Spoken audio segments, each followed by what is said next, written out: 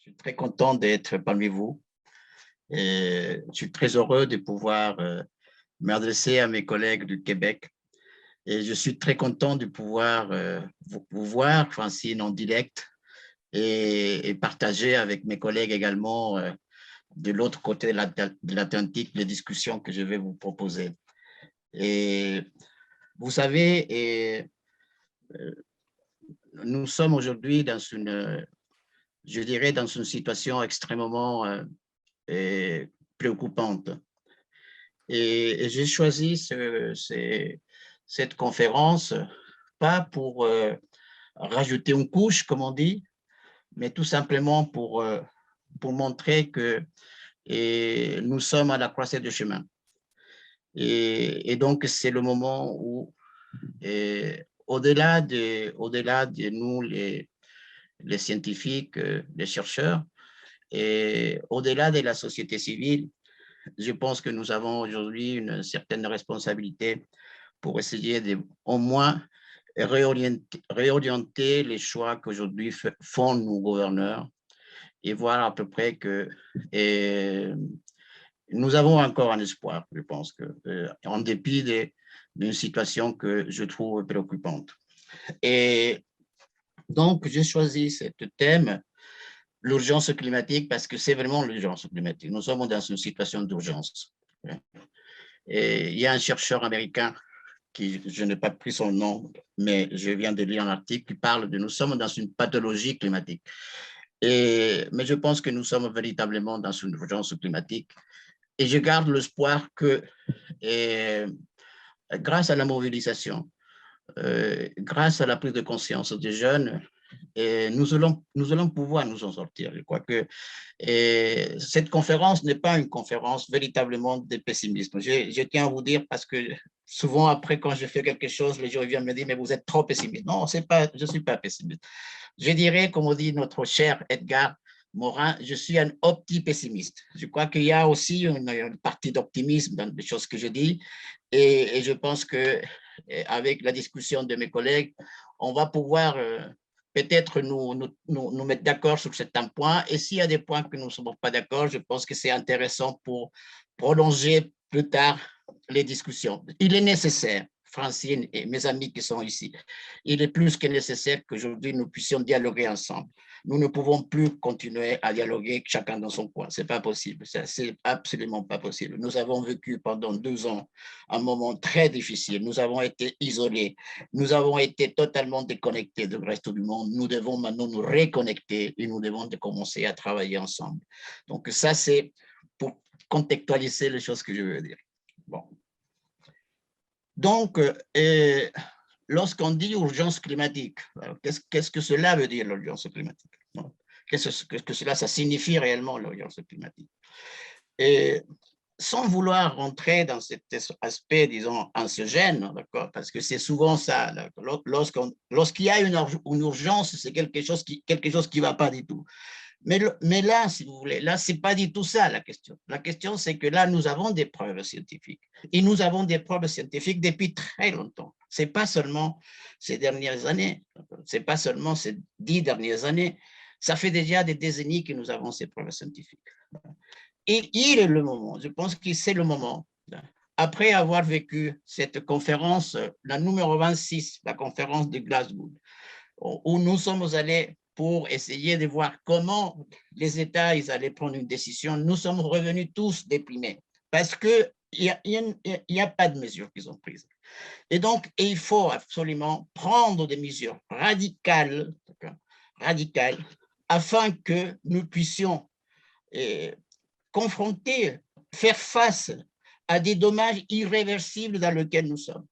Et ces dommages irréversibles sont non seulement au niveau du système climatique, mais sont aussi au niveau du système naturel, mais ils sont également au niveau du dysfonctionnement de nos sociétés. Donc, première chose, l'expression réellement de l'urgence climatique, ça veut dire changeons de voie.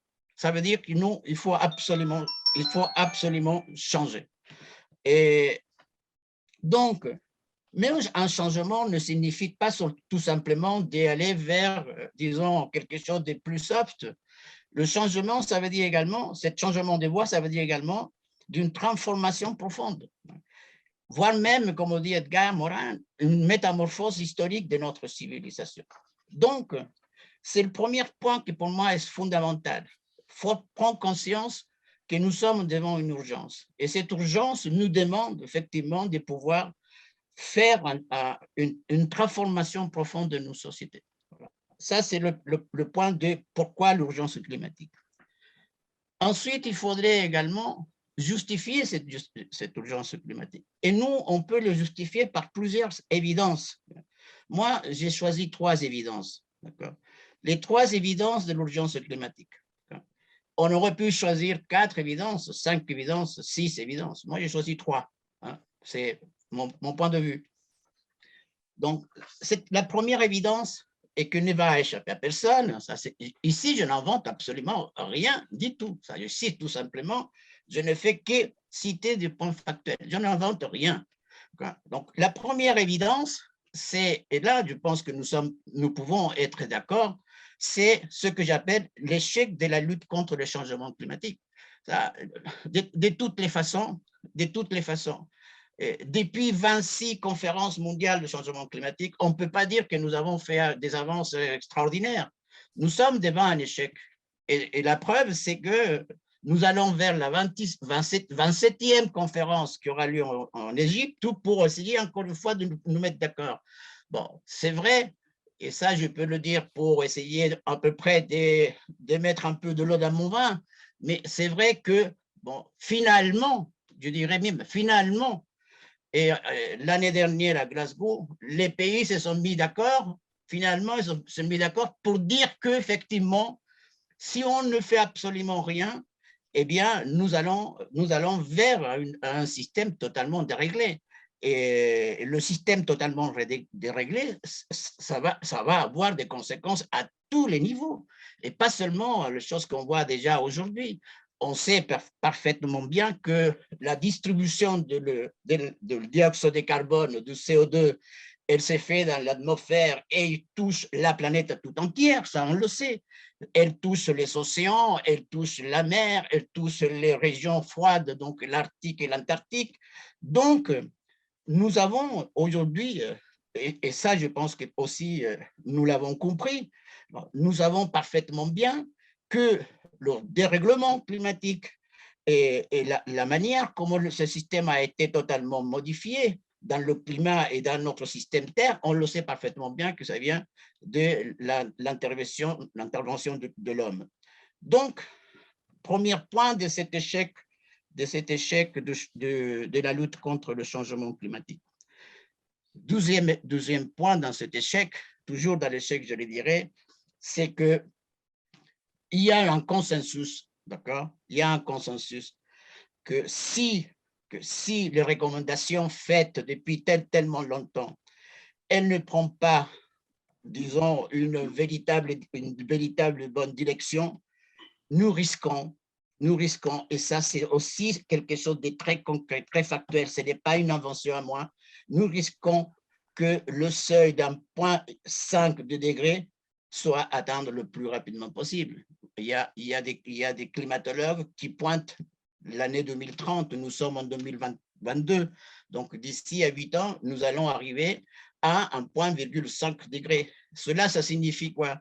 Ça signifie que nous allons vivre des situations pires des situations que nous vivons aujourd'hui, avec tout ce que vous avez déjà d'ici et là vécu, comme exemple, au Canada, les feux des forêts est totalement inédites, et ici en Europe, des changements de temps extraordinaires avec des inondations en plein été, et ainsi de suite. Donc, ça, ce sont des choses factuelles que notre échec concernant la question du changement climatique au niveau de CO2, au niveau de dioxyde de carbone, est une évidence.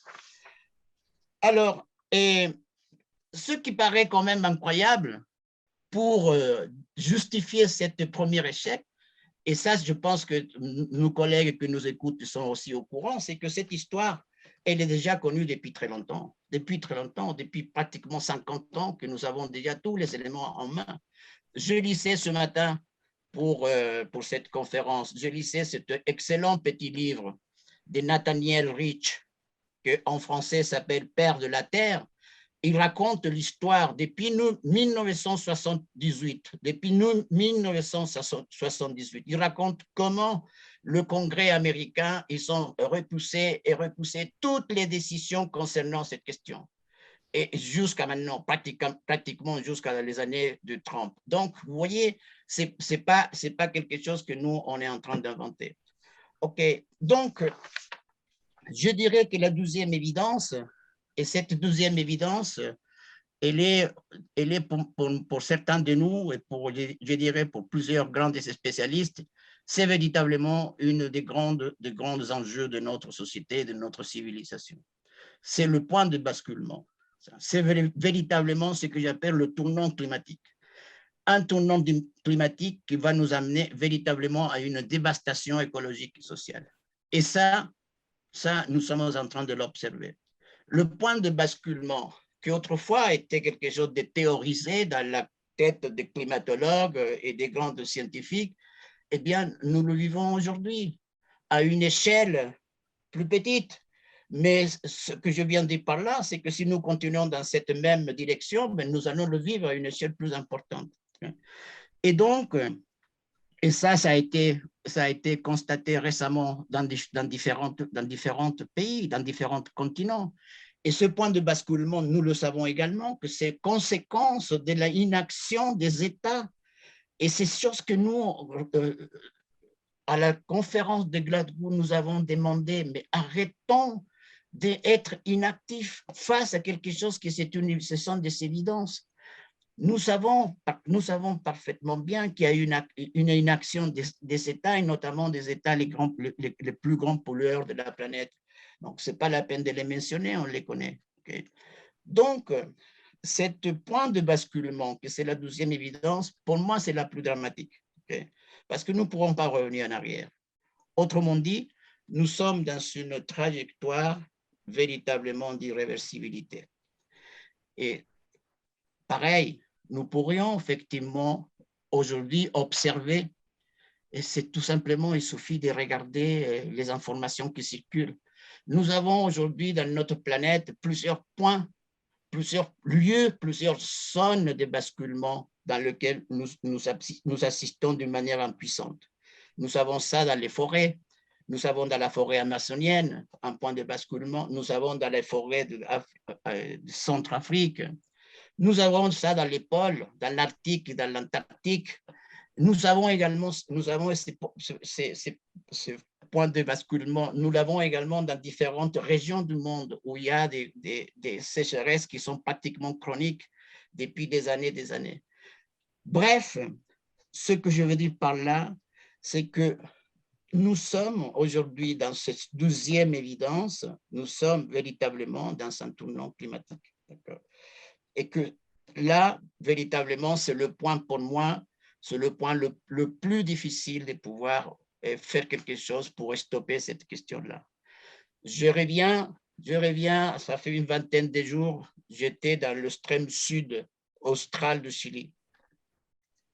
J'étais en discussion avec des grands chercheurs sur l'Antarctique qui me racontaient que pour la première fois, il y a des indices très inquiétants, ce qui est en train de se passer, très inquiétants. En revenant vers l'Europe, on a assisté en terre de feu, pour la première fois de l'histoire, à des grands incendies. Parce que, paradoxalement, il y a une sécheresse terrible. Et donc, en période d'été austral, lorsque les températures montent un peu, évidemment, tout ça, c'est propice à des feux de forêt. Mais ce sont des feux de forêt dans des forêts millénaires. Et donc, malheureusement, ce sont des choses irréversibles. On n'est plus venu en arrière quand on perd une forêt millénaire. Donc, cela constitue pour moi véritablement un grand désastre du futur si nous ne prenons pas garde concernant cette deuxième évidence. Et je voudrais montrer la troisième évidence. Et la troisième évidence, je pense qu'elle est de notre propre responsabilité, parce qu'elle est, disons, est une évidence selon laquelle l'humanité est désormais le principal facteur d'influence de la crise écologique et de la crise climatique de la planète. Donc, dans cette troisième évidence, c'est notre manière d'action, de notre manière de pouvoir participer à cette urgence climatique. Comment faire? Comment faire? Eh bien, moi, je pense que depuis quelque temps, et ça, c'est pas non plus nouveau, c'est pas nouveau, depuis quelque temps, que ce soit dans le continent américain, le Canada, les États-Unis, l'Europe, et voire dans des autres régions du monde, il y a depuis longtemps des chercheurs de toutes les disciplines, des chercheurs qui travaillent sur la question de l'environnement, des écologues qui travaillent sur la question écologique, des chercheurs en sciences humaines de toutes les disciplines, non seulement des anthropologues, des sociologues, des ethnologues, des géographes, etc., etc., qui ont pointé ce problème, qui savent comme nous pouvons collectivement aussi éviter ce désastre. Sauf que, et encore une fois, je demande gentiment, essayons de faire en sorte que nous puissions travailler ensemble. Nous avons les éléments de le faire. Nous pouvons le faire. Nous avons toutes les conditions techniques aujourd'hui pour être en lien et pour montrer les choses qui fait chacun dans son spécialité. Donc, je pense que là, il y a véritablement une urgence pour pouvoir mettre en commun, mutualiser les recherches que nous faisons chacun dans notre domaine et montrer qu'effectivement, il y a une possibilité de pouvoir éviter ce désastre, mais pour l'éviter, il faut qu'on le fasse collectivement. Alors, la question qui se pose maintenant, j'irai le prochain slide. La question qui se pose maintenant, il y a deux questions qui se posent. La première, c'est l'humanité risque-t-elle de faire passer le système au-delà du seuil et de s'engager de manière irréversible dans un sentier terrestre d'une terre chaude, comme le préconise Stéphane? Moi, je suis, de ce point de vue, je suis pessimiste par rapport à cette question-là. Je pense que nous sommes dans une perspective qui, dans quelques temps et dans pas longtemps, nous allons dépasser tout seuil. Mais je suis optimiste également parce que je pense qu'il y a des stratégies possibles pour une nouvelle gestion de la planète.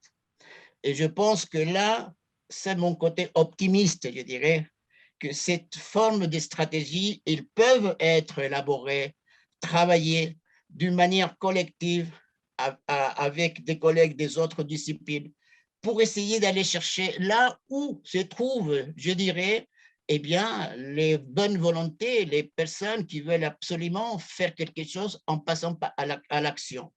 Et je pense que dans cette manière, dans cette possibilité de pouvoir trouver des stratégies de gestion de notre planète, je pense que nous pourrons, je ne dirais pas à court terme, nous pourrons à moyen terme peut-être chercher les possibilités d'une stabilité de la situation actuelle.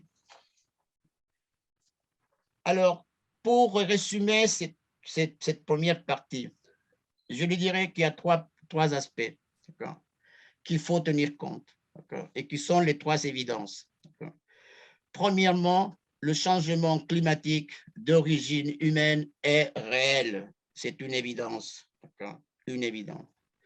Deuxième évidence, le rythme du changement est tel qu'il ne reste qu'environ très peu de temps. J'ai mis 11 ans, mais ça peut être plus, pour éviter cette irréversibilité qui est véritablement, comme je viens de l'évoquer à l'instant, potentiellement catastrophique. Et trois, je pense que les mesures prises actuellement ne sont pas suffisantes. Et là, je m'adresse à l'action, à la inaction des États.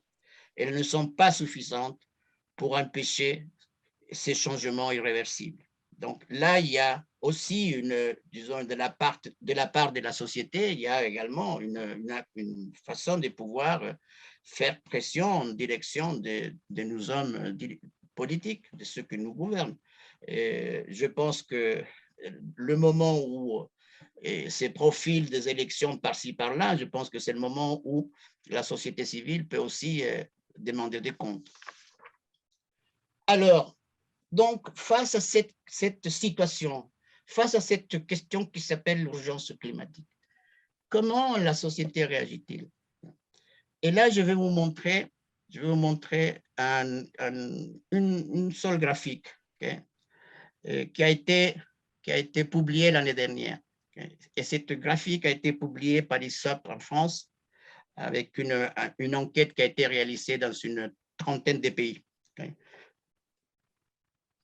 Qu'est-ce qui ressort de cette enquête en gros? Ben, il ressort que face au changement climatique, il y a une inquiétude pressante. Et cette inquiétude, elle se manifeste dans différentes, disons, parts de la société. Et notamment, et c'est là que je vais mettre l'accent, parce que c'est comme ça que je vais faire ma transition à la deuxième partie. Notamment, cette inquiétude, elle est très importante chez les jeunes. Chez les jeunes. Et donc, je pense que là, il y a une véritable enjeu, disons, pour essayer de voir comment cette nouvelle génération, que pour moi, c'est là que ça se passe. Je pense que si nous avons disons, une action, des actions, une action ou des actions, ou des formes de pouvoir intégrer ces jeunes à les discussions que nous réalisons et que nous partageons avec des autres collègues, je pense que c'est quelque chose de très important, car pour moi, c'est là que ça se passe. Je pense que c'est à partir d'une prise de conscience de cette jeunesse que les choses vont pouvoir évoluer. Vous pouvez monter au graphique.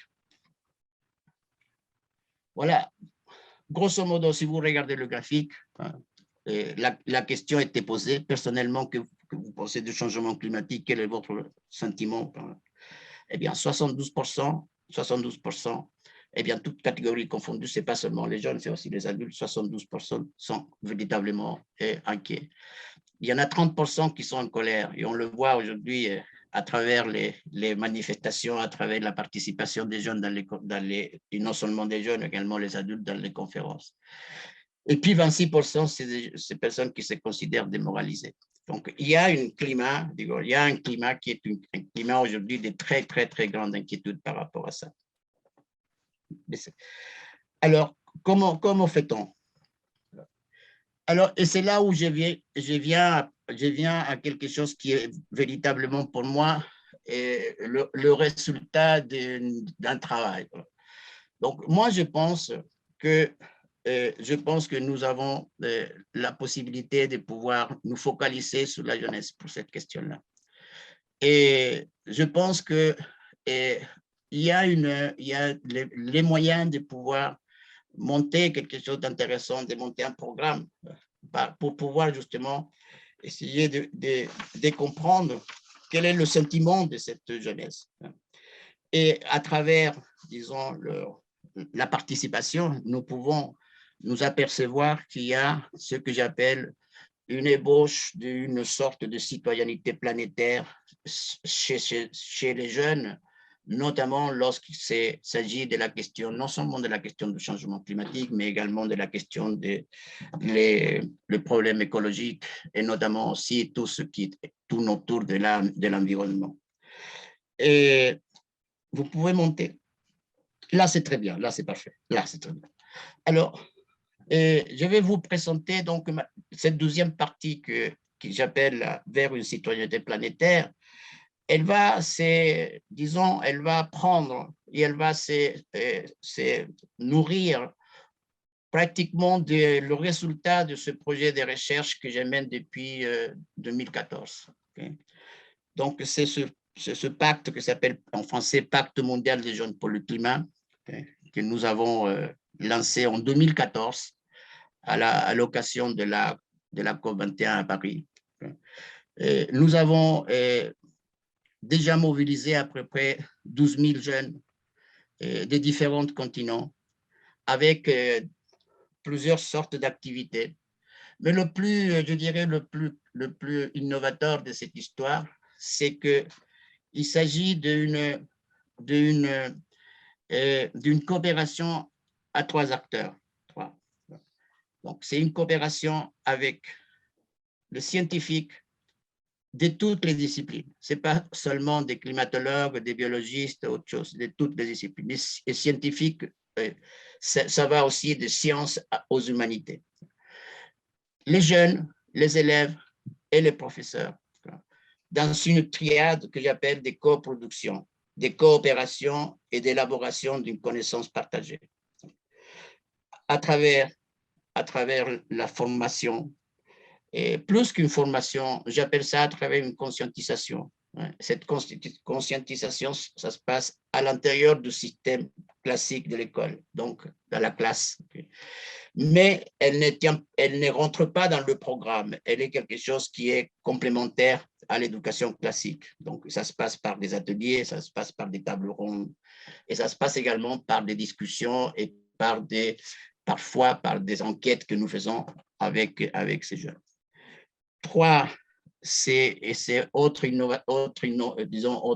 intérêt de ce projet et l'autre aspect positif, c'est que nous demandons, une fois que nous travaillons avec ces jeunes, nous demandons de pouvoir qu'eux-mêmes puissent nous proposer des projets d'action, mais des projets d'action qui ont des liens directs avec la réalité locale, la réalité dans leur propre, disons, communauté, dans leur propre pays, et par rapport à la situation dans laquelle ils sont. Et évidemment lié avec non seulement les effets du changement climatique, mais aussi avec les questions environnementales.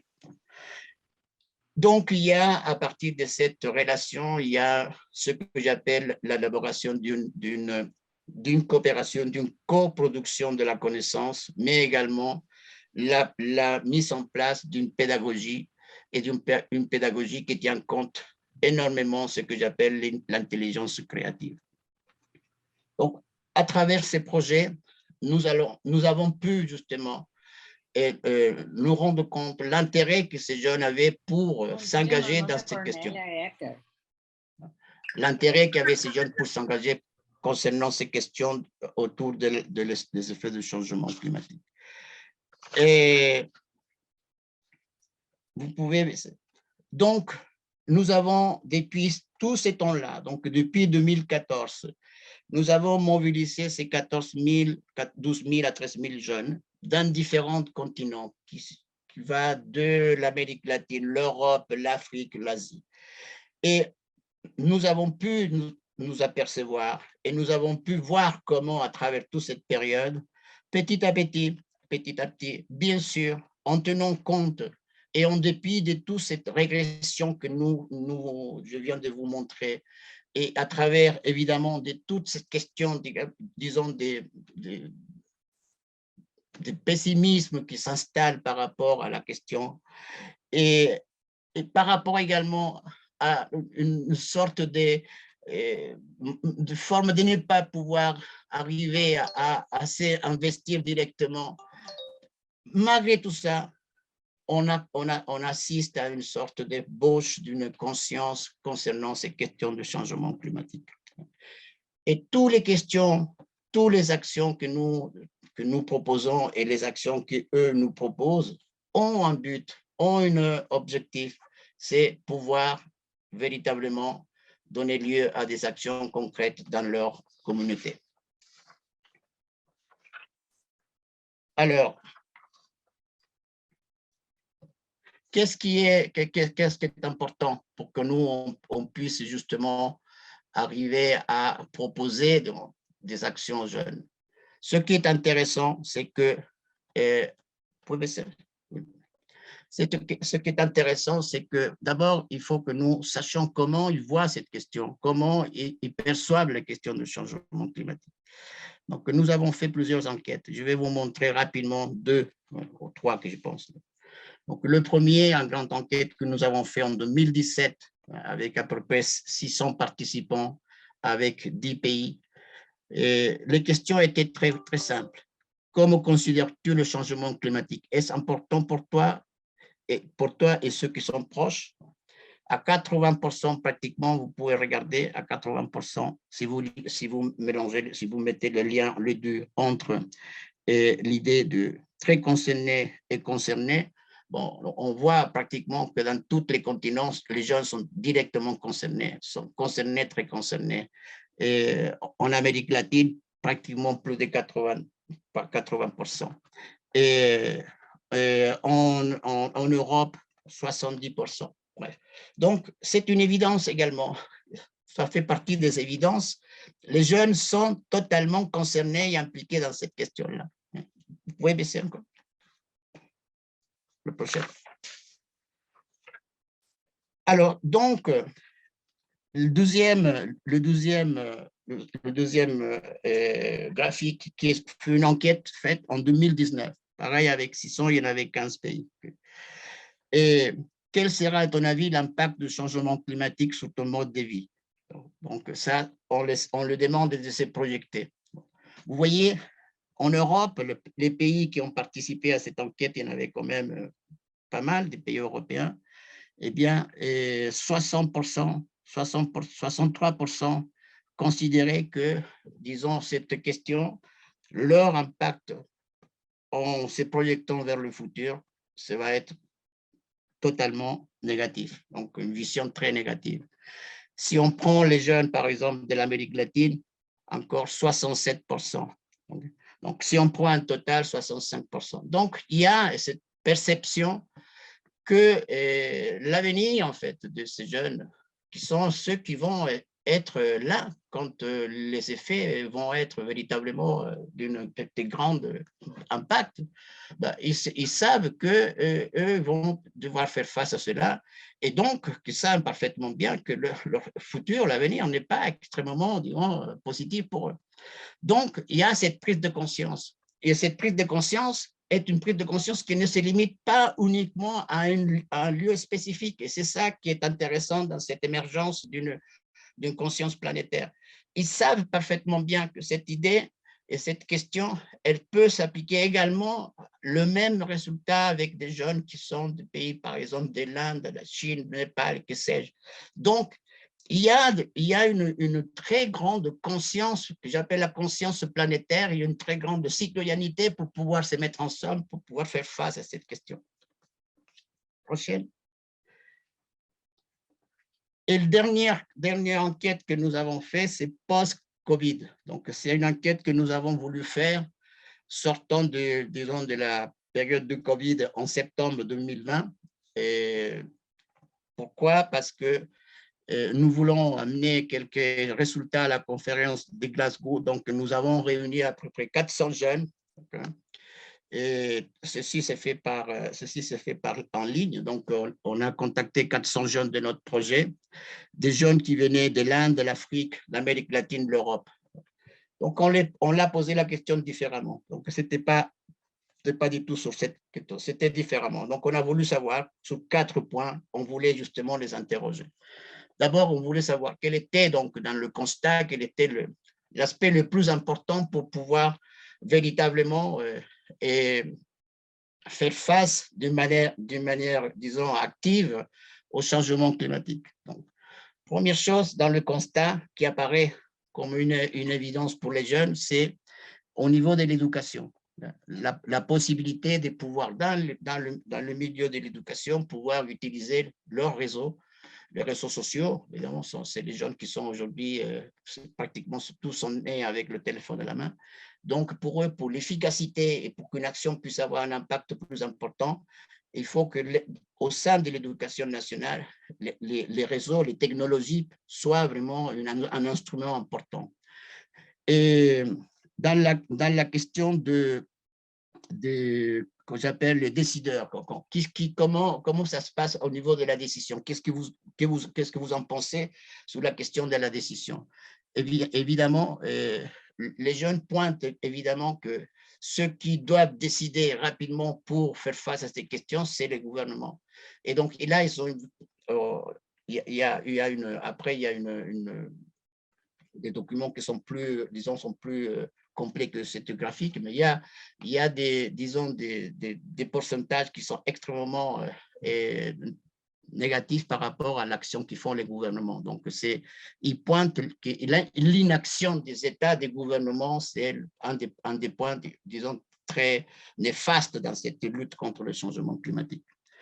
Ensuite, on lui posait la question, bien, et quelles sont les solutions? Donc, eh bien, parmi les solutions, et ça va dans cette direction de cette prise de conscience. Parmi les solutions, ce sont des jeunes qui ont entre 14 et 18 ans. Donc, vous voyez, c'est des jeunes qui sont véritablement dans la vraie vie d'un adolescent, voire même post-adolescent.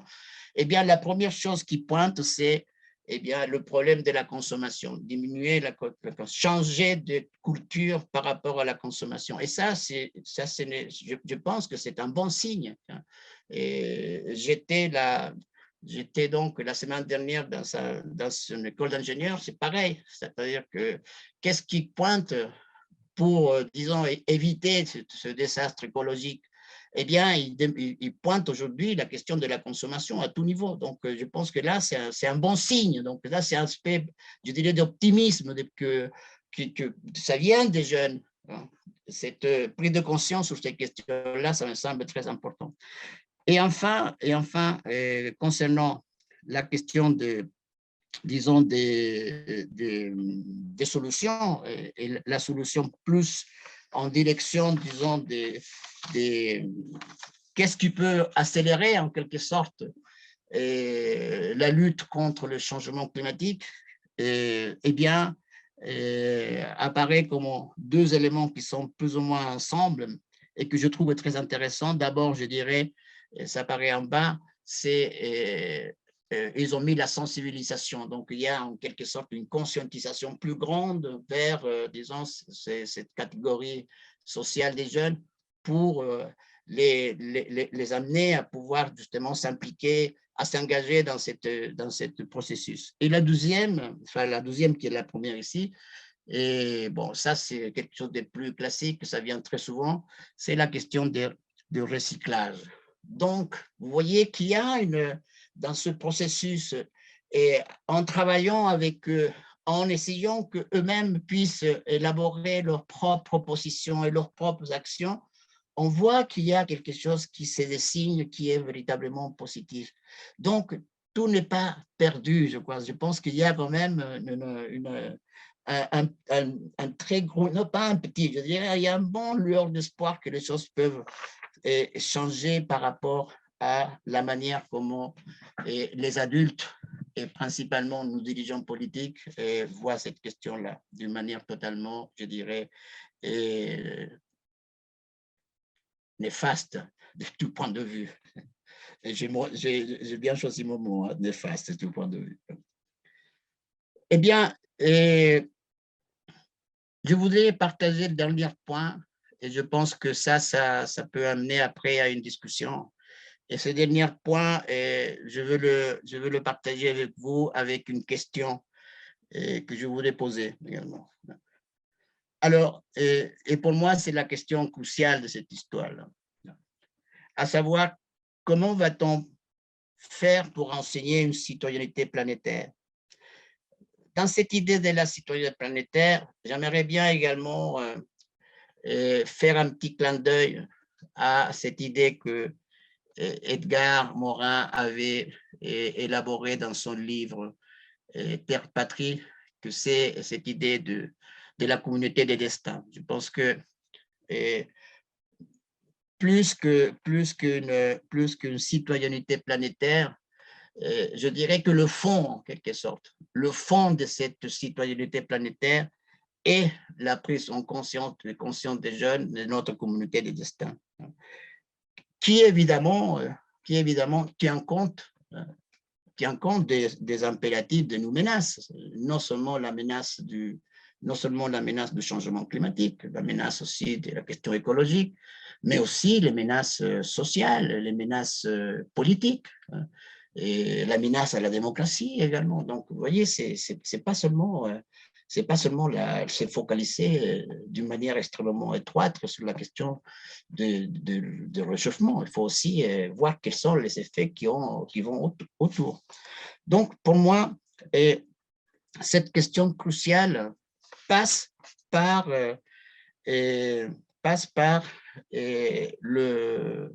la proposition que j'ai élaborée l'année dernière dans un livre qui est sorti le mois de juin, qui s'appelle « Les 7 savoirs nécessaires à l'éducation au changement climatique ».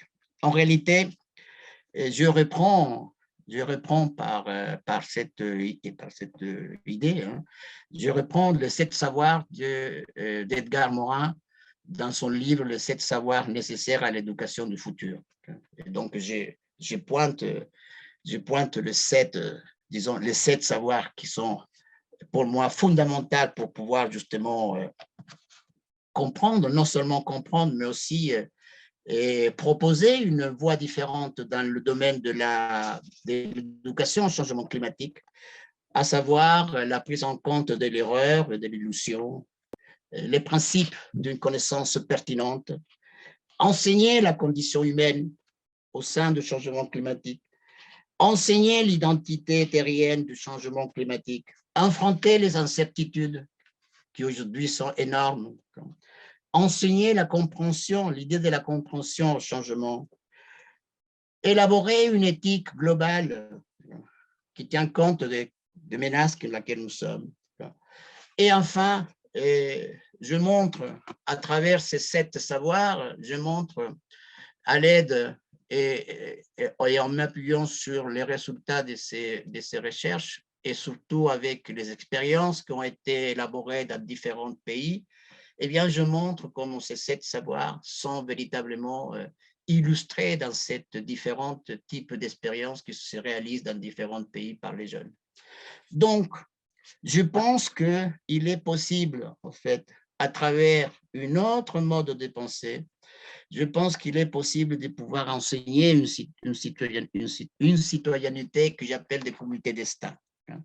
Et bien sûr que cette citoyenneté implique véritablement pour cette nouvelle génération, implique de pouvoir façonner, élaborer, réfléchir sur, disons, éclairer également sur le futur dans lequel ils vont s'inscrire.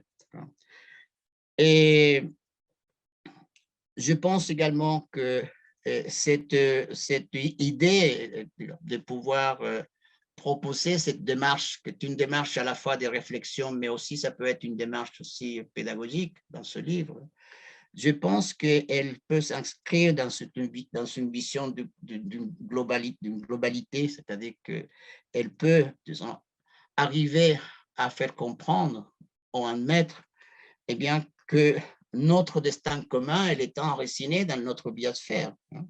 Et donc, cet enracinement se trouve totalement intrinsèquement lié à cette conscience planétaire. Donc, je crois que par une plus grande apprentissage à travers l'éducation, à travers la connaissance, je pense qu'on peut arriver à former des citoyens qui sont des citoyens non seulement conscients, mais des citoyens actifs.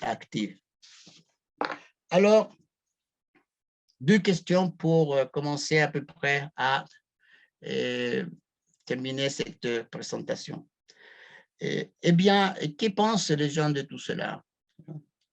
Comment conçoivent-ils une société plus juste face à un changement climatique et plus responsable de son impact environnemental?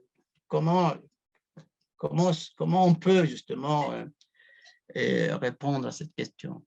Eh bien, c'était 2 questions qui m'ont, dès le début, m'ont totalement accompagné pour pouvoir montrer qu'il y avait cette nouvelle, disons, perspective dans cet océan de pessimisme.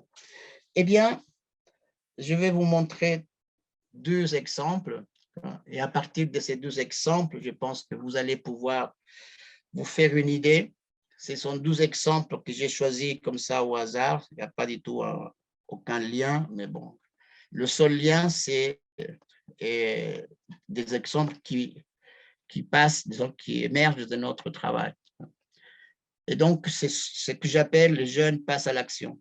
Et ça, c'est un processus, ça ne vient pas tout seul comme ça, c'est un processus, d'abord, c'est ce dialogue entre le scientifique, le professeur et le jeune par rapport à la réalité. Ensuite, il y a tout un processus où les jeunes, avec le professeur qui est le médiateur de cette histoire, vont commencer à réfléchir pour essayer de voir comment ils peuvent participer d'une manière active à la chose qu'on demande. Et ensuite, il y a la proposition du choix qu'ils font les jeunes par rapport à ce qu'ils veulent réaliser et l'accompagnement, évidemment, du scientifique. Ceci n'est pas uniquement après le scientifique, le chercheur va faire sa petite conférence à la classe et après ça va. Non, non. Ici, il y a une implication, un engagement constant des trois acteurs. Donc, après, il y a l'engagement, la participation du scientifique dans l'accompagnement du projet. Et donc, j'ai choisi cet exemple, qui est un exemple en île des Pâques, où nous avons le projet depuis 2016 et où le moment où le projet a été élaboré par les jeunes, ce sont des jeunes autochtones de l'île des Pâques, qui ont choisi de pouvoir réhabiliter une culture ancestrale qui était la culture du jardin des pierres. Jardin des pierres, c'est une culture qu'eux utilisaient autrefois. Ce sont des jardins, des potagers qui sont couverts des pierres volcaniques qui protègent, en fait, aident à, disons, à protéger les cultures. Et donc, ces jeunes ont voulu réhabiliter ce jardin. Et donc, il y a eu un travail avec les scientifiques pour identifier quelle était la qualité des sols avant de se lancer dans la préparation de ces potagers. Et ensuite, une fois qu'eux sont identifiés donc les endroits où ils allaient installer ces jardins, et après il y a eu un accompagnement et ces jardins aujourd'hui se sont multipliés dans l'île. Et ce sont ces jeunes de ces lycées en île des Pâques qui ont mis en place ce projet. C'est un projet qui continue à l'heure actuelle. Donc, tous ces projets que nous proposons, ce sont des projets qui ont une continuité. Ce n'est pas quelque chose comme ça d'éphémère. C'est quelque chose qui doit continuer, qui doit ensuite être repris par les autres jeunes qui sont encore dans le lycée. Et le 12e, en fait, le 12e, c'est un endroit dans un pays très aride où il y a une sécheresse extrêmement endémique depuis une vingtaine d'années, et dû non seulement à la question, disons, à l'effet très important dans cette région du changement climatique, mais aussi dû à une très mauvaise distribution des ressources de l'eau et accaparée par des producteurs des avocats et dont la communauté ne bénéficie absolument rien de l'eau. Et ces jeunes dans ces lycées, c'est un lycée agricole, ils ont donc mis en place pour faire face à cette sécheresse la culture hydroponique, en fait. Ils ont élaboré des installations, donc on les voit dans le document que j'ai collé ils ont fait des installations pour faire de la culture verticale et en utilisant le goutte à goutte. Tout ça se fait avec des matériaux qu'ils utilisent de récupération. Il n'y a rien qui s'achète, tout est récupéré. Et puis, disons, l'installation, en quelque sorte, a été élaborée en 2015. Cette installation qui a resté pendant pratiquement un an en expérimentation dans ce lycée agricole, eh bien, et petit à petit, ils ont commencé à répliquer la même démarche, la même technique dans des autres lycées agricoles de la région. Et ensuite, l'installation de cette expérience a été donc distribuée dans différentes familles dans la communauté pour qu'ils puissent produire. Donc, vous voyez, c'est une démarche qui nous amène à pouvoir montrer que dès lors que on laisse, disons, à libre cours l'intelligence créative, dès lors qu'il y a un échange entre, disons, les scientifiques, les professeurs et évidemment et la communauté, dès lors que les jeunes voient que leur action a un résultat, ceci, ça peut, disons, développer très facilement et après, c'est des autres lycées, des autres collèges qui vont prendre la relève. Donc, voilà, je dirais, la dynamique qui peut créer un projet de cette, disons, de cette dimension. Et enfin, je vais terminer par un dernier aspect que j'appelle les jeunes s'engagent sur l'urgence climatique. Donc, je tenais vraiment à la montrer. Eh bien, c'est l'activité que nous avons réalisée dans Terre de Feu, près de la Patagonie récemment, donc le mois de janvier, le 11-13 janvier.